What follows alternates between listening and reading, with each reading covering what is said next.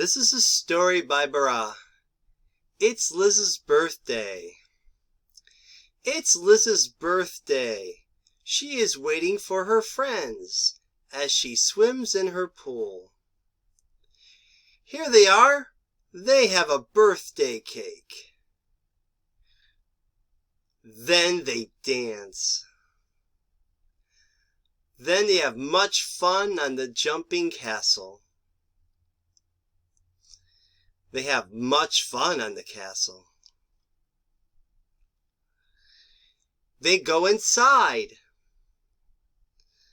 Liz wants to open her gifts. Dad says, "Wait." First, they make some pictures. Finally, Liz can open her gifts. What do you think Liz got for her birthday?